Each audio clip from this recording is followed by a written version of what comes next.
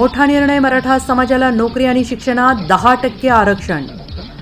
मराठा समाजाला आरक्षण देण्यासाठी राज्य सरकारने आज विशेष अधिवेशन बोलावलेलं आहे. तत्पूर्वी राज्यातील मागासवर्ग आयोगाने दिलेला अहवालाला मंत्रिमंडळात मंजुरी मिळालेली आहे. त्यानुसार राज्यात मराठा समाजाला नोकरी आणि शिक्षणात 10% आरक्षण देण्यात येणार आहे.